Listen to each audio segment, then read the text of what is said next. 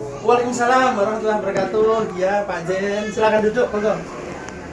Mohon maaf Pak Gusarul, Ya. saya mengganggu aktivitas panjenengan. Tidak apa-apa. Saya untuk memenuhi tugas saya sebagai calon gubernur, saya dan tugas untuk melaksanakan interview kepada kepala satuan pendidikan, baik itu tingkat SD maupun tingkat SMA.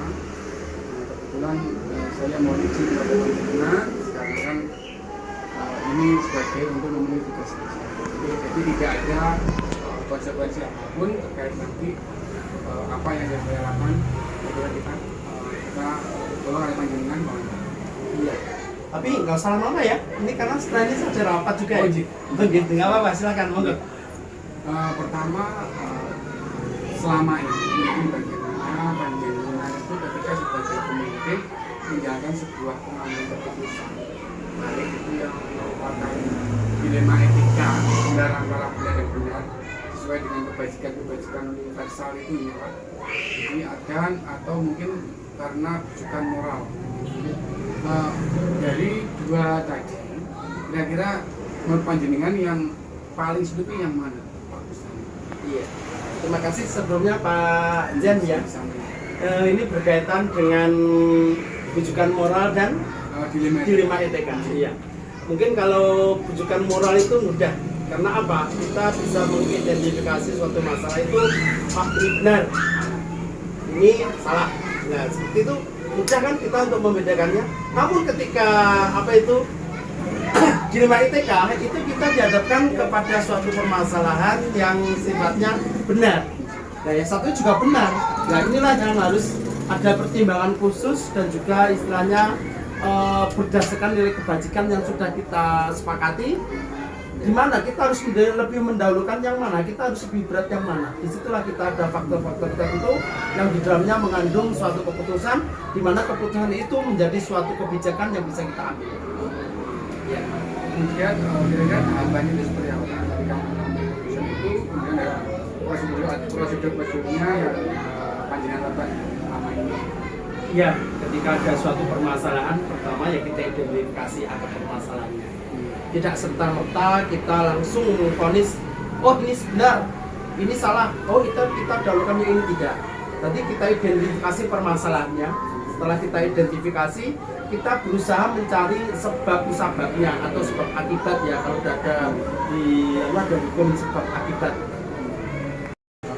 Selanjutnya mungkin ya Pak, Ya. terkait kira-kira hambatan dan tantangan apa ketika mengambil sebuah keputusan itu, apakah nanti ada konsekuensi atau ini sudah baik menurut kita kan belum tentu nanti efeknya itu kan ke orang lain kan seperti itu.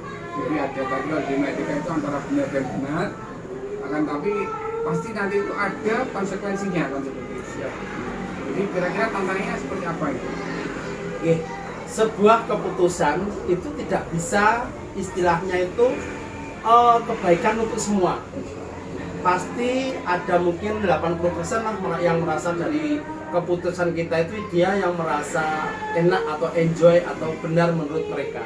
Tapi ketika kita mengambil keputusan ya Pak, itu pasti ada beberapa opsi.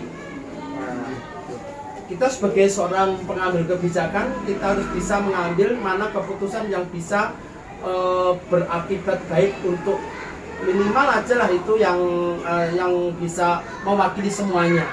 Jadi keputusan-keputusan itu kita ambil yang paling terbaik. Supaya apa? Supaya dalam mengambil keputusan tidak mengecewakan salah satu pihak. Kemudian dalam mengambil keputusan tantangannya itu pasti ya pro kontra itu pasti ada. Namun ketika mengambil keputusan, ketika kita bisa ada suatu pertimbangan. Kalau saya biasanya mengajak teman teman guru saya yang merasa saya seniorkan untuk saya ajak berunding tentang keputusan yang mau saya ambil. Itu sebagai masukan untuk saya agar saya tidak merasa gegabah, saya tidak merasa dalam mengambil keputusan sepihak. Jadi ketika ada risiko, pasti ada itu risiko pasti ada. Namun kita seminimal mungkin risiko itu kita jaga, jangan sampai kita hindari seperti itu. Iya, ada semacam musyawarah itu Pak ya? Iya, dengan teman yang atau teman guru yang sangat senior. Kemudian mungkin selama ini ada seorang atau faktor-faktor yang lain apa yang mungkin mempermudah membantu Anda dalam mengambil pilihan. Jadi mungkin senior tadi nih, Iya. itu mungkin yang berbeda dengan yang ketiga. Kemudian dari semua hal yang telah panjenengan sampaikan, kemudian pembelajaran apa yang dapat kita petik dan pengalaman yang ketika mengambil keputusan dilema etika. Iya. Dalam suatu dilema etika, Pak ya. Dilema etika itu kan antara benar dan benar. Betul. Pertimbangan khususnya itu yang kita ambil itu kita harus bisa memilih suatu keputusan gimana dalam kaitannya dengan menyangkut lembaga kita dan pengambilan keputusan itu tidak berat sepihak. Jadi tadi kalau kaitannya dengan lembaga Pak Janun, Ya. kalau terkait murid kita tidak mungkin ketika ada permasalahan itu kita diambilkan kepada.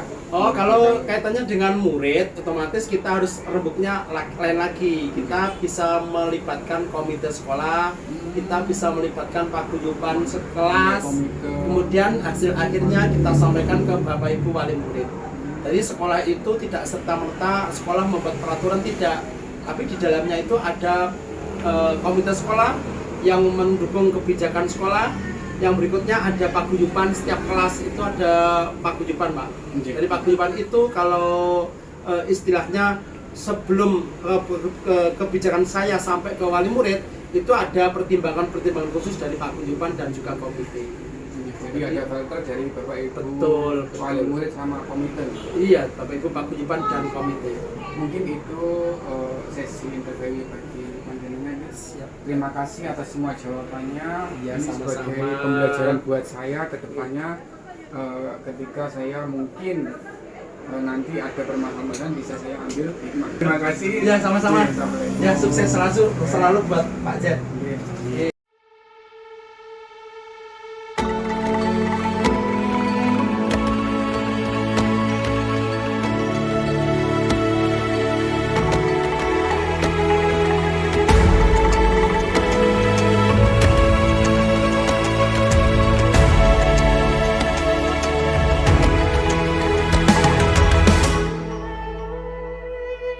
Ayo memilih apa yang kau suka.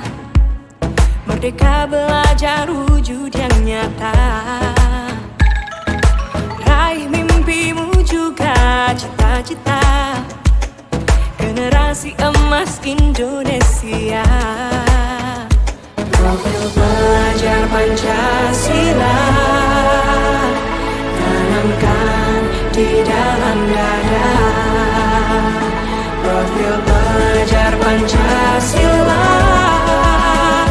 cerdas berkarakter itu kita.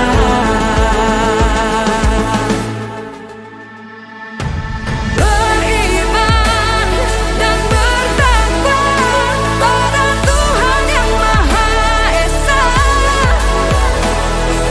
Berakhlak mulia berkebinekaan global kita. Gotong royong berjiwa mandiri, berpikir kreatif dan bernalar kritis.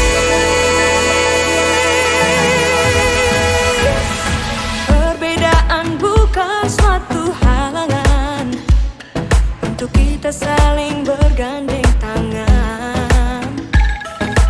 Bhinneka Tunggal Ika semboyan negeri kita yang harus kita jaga bersama.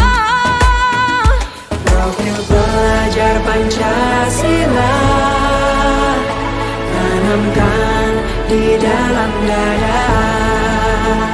Profil pelajar Pancasila